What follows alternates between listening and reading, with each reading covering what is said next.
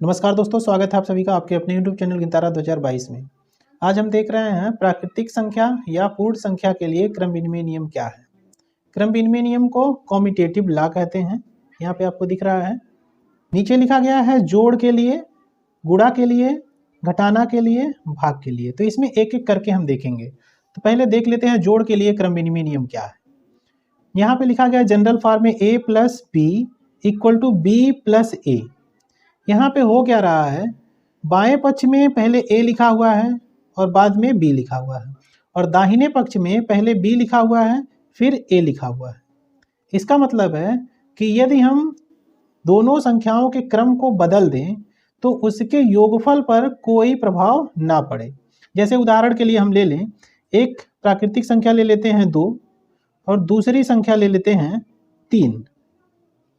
तो यदि इन दोनों को हम जोड़ेंगे तो 5 आएगा, और यदि 3 धन 2 करते हैं तब भी हमारा 5 ही आएगा। इधर भी 5 होगा, इधर भी 5 होगा, यानी योगफल पर कोई प्रभाव नहीं पड़ रहा है जब इनके हम क्रम को बदल दे रहे हैं।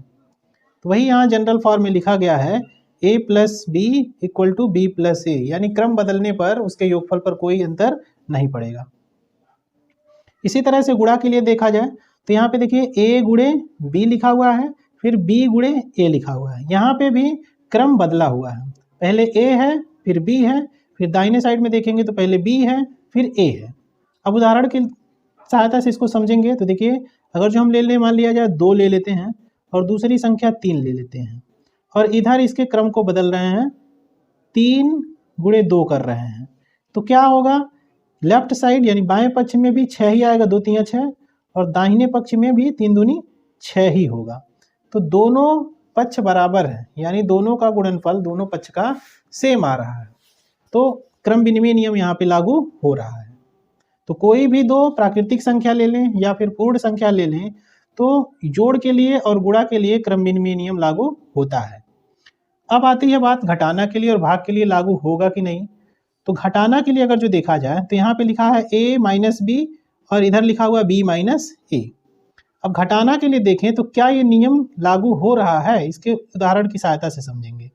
जैसे मान लिया जाए हम पहली संख्या ले लिए 3 और दूसरी संख्या ले लिए 2, और इधर ले रहे हैं 2 ऋण 3, क्रम को हम बदल रहे हैं।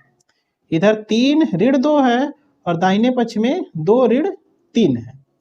अब अगर जो बाएं पक्ष को देखा जाए तो 3 में से 2 घटाएंगे तो 1 आएगा, और अगर जो दाहिने पक्ष में देखेंगे तो 2 ऋण 3 करेंगे तो -1 आएगा। तो यहाँ पे दोनों पक्ष बराबर नहीं आ रहे हैं। तो जब दोनों पक्ष बराबर नहीं आ रहे हैं, इसका मतलब हुआ कि क्रम बदलने पर उनका मान बदल जा रहा है, वही नहीं रह जा रहा है। तो इसमें क्रम विनिमय नियम लागू नहीं होता है। अब अगर जो भाग के लिए देखा जाए तो यहाँ पे एक एग्जाम्पल ले लेते हैं, उसकी सहायता से इसको समझते हैं। यहाँ पे भी देखिए a भागा b इक्वल टू b भागा a लिखा हुआ है, यानी यहाँ भी क्रम भी बदला ही है।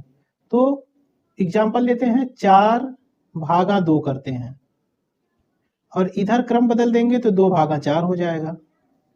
अब क्या दोनों पक्ष बराबर हैं? तो देखेंगे 4 में 2 से भाग करेंगे तो यहाँ 2 आएगा, यहाँ में 2 में 4 से भाग करूंगा तो 0.5 आएगा, 4 × 5 = 20.5 आ जाएगा। तो दोनों पक्ष बराबर नहीं हो रहे हैं, यानी 2 is not equal to 0.5, तो ये बराबर नहीं हो रहा है। यानी कहने का मतलब है ये नियम लागू नहीं होगा।